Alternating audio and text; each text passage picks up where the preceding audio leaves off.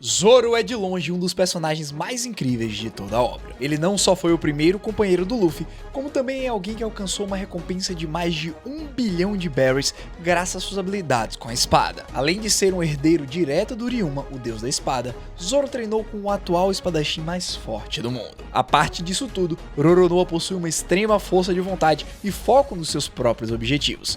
Graças a isso, ele é extremamente fiel ao seu capitão e se provou disposto a arriscar sua própria vida pelo seu sonho e pela sua tripulação. Então, pensando nisso, você já imaginou se o Solador tivesse alguma habilidade a mais? Não que ele precise realmente, mas com certeza algo que faria sua jornada ser um pouco mais divertida. Então eu proponho o seguinte: como seria se o Zoro tivesse comido a Zushi no Mi? Não é nenhum segredo que um espadachim treinado consegue fazer em posse de uma Akuma no Mi capaz de tornar seus golpes mais pesados. E essa fruta proporciona exatamente isso pro Zoro. Depois de ter treinado muito e ter prometido ser o melhor espadachim do mundo, o Solador sai em uma aventura para conquistar o seu sonho. Contudo, no meio do caminho ele se perde e tem que virar um caçador de recompensa para conseguir dinheiro e continuar a sua jornada. Até aqui, tudo normal, não é mesmo? Pois então, devemos avançar até Shellstown quando Luffy e ele se conhecem. Depois de derrotar o Capitão Morgan's mão de machado e antes de ir embora, eles tropeçam em um baú. A primeira coisa que o Luffy faz é pegá-lo e ficar com os olhos brilhando, dizendo que encontraram o primeiro tesouro como tripulação e agora eles precisam comprar um barco de verdade. Porém, quando eles abrem essa caixa, o que eles encontram lá dentro é uma Akuma no Mi. Como sabemos, o nosso amado protagonista é um eterno cabeça de vento. Dito isso, vocês conseguem imaginar o que ele faria nessa situação, não é mesmo? Possivelmente algo do tipo: uou, uma fruta estranha, deve ser gostosa. No momento em que ele tentasse colocar na boca, o Zoro agiria por impulso impedindo que ele fizesse isso e comeria no lugar dele. O Solador teria salvado seu capitão, uma vez que o Luffy nem estaria ligado que ao comer duas frutas, ele morreria. Zoro fez isso sem pensar, mas quando se deu conta, tudo ao seu redor começaria a tremer. Afinal, ele teria acabado de comer a fruta da gravidade. E pareceu um jeito muito legal de introduzir esses poderes na história. Até porque, diante dessa situação, ele não vai conseguir ser roubado logo de cara. Ele vai precisar aprender e treinar um pouquinho. Como todos sabem, a Zushi no Mi é uma paramécia que permite o usuário manipular a gravidade em torno de um local. A maior força da fruta é que ela permite ao usuário criar uma força gravitacional incrivelmente poderosa que poucas coisas podem suportar. A pessoa é capaz de mover coisas vivas e objetos com pouco esforço, variando de pequenas rochas a um enorme navio de guerra da marinha. O alcance do campo gravitacional é incrivelmente grande e pode ser provado pelo simples fato do usuário conseguir manipular vários meteoros diretamente do espaço. Só que isso aqui é apenas a explicação básica. Usar os seus poderes no momento certo para conseguir aumentar a intensidade dos seus cortes é a chave para você conseguir se tornar um espadachim usuário de poderes. Assim que eles chegam em Hora de Tal, Zoro precisa enfrentar Kabaddi. Por mais que tenha sido um oponente bem tranquilo originalmente, aqui seria a primeira luta que ele usaria seus poderes de alguma forma, o que resultaria nele errando coisas básicas, como por exemplo, deixando as espadas mais pesadas ou até mesmo fazendo com que ele começasse a flutuar. Só que nós o conhecemos de verdade. É diante de uma luta de vida ou morte que seu espírito guerreiro se liberta. Ele entenderia ao menos o básico para não errar, ou evitaria de usar seus poderes antes de testá-los, e no fim, a vitória seria dele. Lá na Vila Syrup eu consigo ver tranquilamente o Zoro tentando treinar dentro da casa da Kaia, coitada, e sabemos no que isso resultaria. Parte dela seria destruída. Ao tentar colocar seu aprendizado em prática contra os irmãos Nyaban, ele estaria um pouquinho melhor no controle, mas nada que impactasse significativamente. O resultado foi vitória, contudo com muita destruição desnecessária ao seu redor. Durante o arco do Baratie e o seu primeiro encontro com Mihawk, eu imagino o Zoro se atrapalhando para conseguir lutar contra o melhor espadachim do mundo. Isso resultaria em uma aula de graça por parte do seu inimigo. Ele diz que um espadachim de verdade não se apoia em poderes, e que se fosse algo que mais o atrapalhasse do que o ajudaria, era melhor evitar até que ele tivesse total controle. Seguindo o conselho do homem que ele busca superar, Roronoa prefere não usar seus poderes em Arlong Park e apenas derrotar Hachi como fez originalmente, na base da pura força bruta. Só que eu quero adicionar uma coisinha aqui. Quando o Arlong tenta arrancar suas bandagens e fica surpreso por ele ainda estar vivo, automaticamente uma grande pressão gravitacional pressiona o Tritão contra o chão, o que o faz recuar prontamente. Ficou mais interessante, né? Eu sei que vocês curtem algo relacionado a poder latente. Em Loguetown, no momento que o Luffy iria ser executado pelo deus pirata Bug, Zoro conseguiria usar seus poderes para destruir a plataforma, salvando assim seu capitão e abrindo uma brecha para que todos conseguissem fugir. E o Dragon estaria lá em cima dos prédios pensando: haha, além de ter escolhido seguir pelo caminho da liberdade, você encontrou bons companheiros, meu filho. Paizão incrível, não é mesmo? Sempre feliz por ver o filho acompanhado de boas pessoas. Se bem que, se o líder do exército revolucionário soubesse que o Solador levaria o seu filho apenas para se perder, ele mudaria de opinião prontamente. Indo para o Whiskey Peak, imagina o espadachim espadachim acabando com todos os inimigos e aproveitando essa oportunidade para treinar os seus poderes. De repente, todos os agentes da Baroque Work iriam estar no chão sendo esmagados por uma forcinha que eu ainda não chamaria de esmagadora. E quando todos tentassem se levantar, estaria escrito no chão para geral se inscrever nesse canal para continuar recebendo vários conteúdos incríveis como esse daqui. Durante esse arco das Bones, vulgo Mr. One foi muito importante para o Zoro crescer e alcançar um novo patamar. Saber que ele pode cortar até mesmo o aço focalizando sua força de vontade é uma metáfora para ele ter desenvolvido um pouco do Haki nessa cena. Obviamente, isso aqui é uma cena que nós só podemos especular o resultado. Entretanto, o que importa aqui é, como um orgulhoso espadachim, eu imagino ele deixando seus poderes de lado nesse combate para poder testar até onde ele consegue ir sem seus poderes. Com certeza, as palavras ditas pelo Mihawk estariam ecoando nos seus pensamentos e fazendo com que ele se esforçasse cada vez mais. Por mais que o Solador enxergasse uma certa oportunidade em usar a gravidade ao seu favor nessa luta, ele venceria o Mr. One apenas usando suas técnicas Santoryu. Mas nós sabemos com certeza como o Zoro pensa e age. Durante essa luta ele estaria pensando em como usar os seus poderes em conjunto com suas habilidades de espadachim. E mesmo que ele não as utilizasse aqui, possivelmente ele já estaria planejando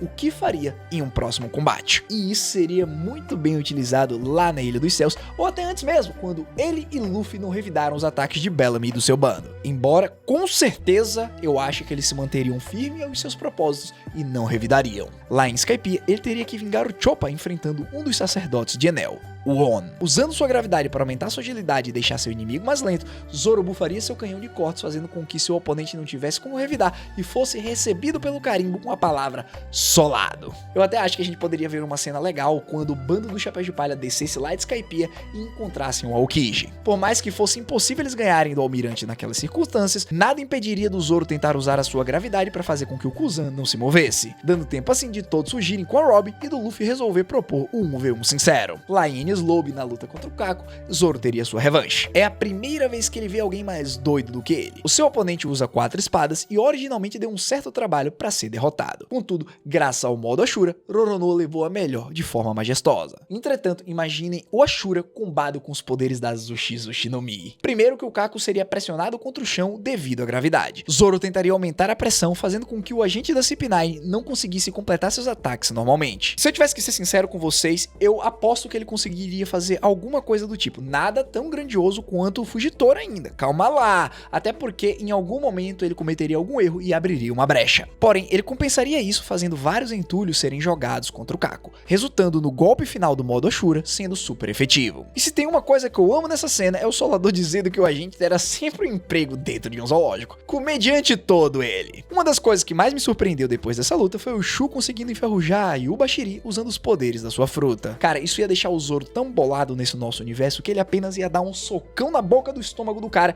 e deixar ele flutuando sem conseguir encostar no chão. Em Thriller Bark nós temos o tão esperado confronto contra o cadáver do Ryuma. Uma pausinha aqui rapidinho porque eu tenho uma dúvida e eu sempre me pergunto como é que o Moria, fraco do jeito que ele é, conseguiu invadir o Wano cheio de samurais poderosíssimos e roubar o túmulo do deus da espada. Bom, essa discussão aí vai ficar pra depois. Na luta contra seu antepassado, Zoro usaria seus poderes para conseguir vantagens naturais de terreno e nesse ponto ele teria desenvolvido habilidades simples. Enquanto estivesse caindo do telhado, ele usaria a gravidade como aceleração e acertaria o ataque flamejante no Ryuma, vencendo assim a luta. E agora, pessoal, chega a parte que muitos de vocês queriam ver, ouvir, presenciar, o time skip. Não só Zoro foi treinar com o Mihawk suas habilidades de espadachim, como também agora ele vai ter tempo suficiente apenas para entender como seus poderes funcionam e como ele poderia melhorar os seus combos. Basicamente, no final do treinamento, ele estaria tipo um Fugitora da vida. Um pouco melhor porque ele tem o Haoshoku para ser despertado lá na frente. Se eu tivesse que chutar, eu imagino uma cena clara como a água. Vários meteoros caindo do céu, apenas para o Zoro cortá-lo como forma de treinamento.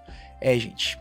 seria muito bom ver essa cena de verdade. Na Ilha dos Homens Peixes, enquanto Luffy desmaiaria 50 mil inimigos, o Zoro faria com que o resto dos oponentes ficassem deitados sendo esmagados. E se a gente parar pra pensar só um pouquinho, se um usuário de Haoshoku usa os poderes da gravidade, ele cria meio que um efeito duplo. No seu primeiro encontro com Rod Jones, o Tritão destruiu parte da construção que fez com que o palácio inundasse. Mas, mesmo assim, o Zoro foi mais rápido que ele e o cortou embaixo d'água. Graças a Zushi no Mi, ele poderia impedir que a construção fosse destruída, apenas mantendo todos os materiais juntos através da força gravitacional. O Hold bem ia ficar de joelho pedindo desculpinha. E na sua luta contra o Gyozou, ele faria as espadas do Tritão serem partidas antes mesmo que pudessem tocar nele. Gente, o Zoro aqui tá tão marrento que só troca espadada com quem merece. Durante o próximo arco eu vou até pular a Monet, que foi simplesmente cortada sem haki, mas mesmo assim ficou desmaiada de medo. Só pra deixar claro, essa foi uma cena de imposição, onde lá atrás, durante Punk Hazard, nós vimos o seu potencial latente de despertar o haki do rei. Só que pouquíssimas pessoas perceberam isso, inclusive eu não fui uma delas. Em Dressrosa contra o poderoso Pika, vários meteoros seriam jogados contra a gaiola do Doff, partindo-os assim em vários pedaços e cairia tudo em cima do comandante. Ao distrair a atenção do seu inimigo, o Zoro cortaria a montanha e tudo depois seria esmagado no chão com uma ferocidade digna de um titã. É engraçado que mesmo nesse ponto, independente dos poderes que o espadachim tenha, nenhum dos comandantes da família Don Quixote seria capaz de lutar contra Zoro, Luffy e Sanji.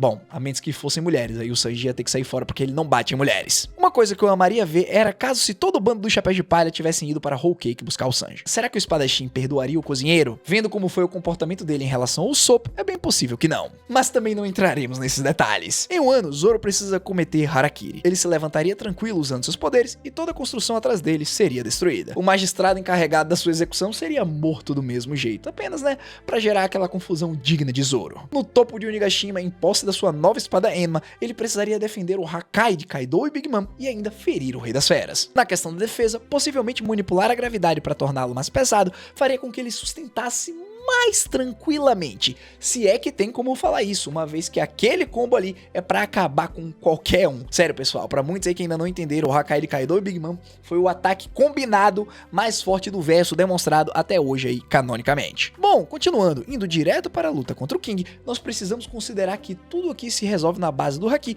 e as Akuma no Mis concedem versatilidade. E é isso que o Zoro ganharia aqui. Ao ser confrontado com a velocidade de um Lunariano com as chamas apagadas, o Solador poderia usar a gravidade ao seu favor mais uma vez. Ao imbuir seus ataques com Raul Shoku e aumentar sua velocidade, ele derrotaria o Albert. E pessoal, recentemente muitos de vocês sabem que estamos no arco de Egghead e Zoro está lutando, brincando eu diria, contra Rob Lucci. Por mais que o agente do governo agora tenha sua habilidade despertada, talvez ele não devesse ter levado o nosso querido e amado Roronoa ao limite como está sendo mostrado. Afinal, como eu acabei de mencionar, Zoro tancou o Hakai, gente, que é isso? Porque ele tá perdendo tempo com um gatinho. A gravidade aqui ia servir para tentar selar os ataques de Rob Lucci e tentar prendê-lo nos escombros. E sinceramente, se a gente fosse parar pra pensar só que um pouquinho na luta final, onde o Zoro tentaria conquistar o título de melhor espadachim do mundo na luta contra o Mihawk, possivelmente ele não usaria os seus poderes. E isso serve pra qualquer fruta que ele pudesse vir a ter. Conhecendo seu orgulho e seu sonho, ele tentaria vencer seu antigo mestre no mano a mano apenas usando técnicas normais. Até porque o que ele busca é o título de espadachim mais forte do mundo, e não de pessoa mais forte. De qualquer maneira, eu realmente acredito que essa é uma das melhores Akuma no Mis pro Zoro. Mas se quiserem, podemos tentar uma fruta que nós mesmos iremos criar. Mas enquanto não fazemos isso, convido vocês a conhecerem os outros episódios dessa série nessa playlist aqui. E mais uma coisa, essa semana é dia de capítulo, eu tô muito empolgado, eu espero vocês lá, hein? No mais, quero agradecer a todos que me acompanharam até aqui, foi um imenso prazer apresentar esse vídeo, eu espero que vocês tenham gostado. Se gostaram, deixa o like, se inscreve no canal e nos vemos num próximo Hashira Falando e Vazando. Valeu, eu fui!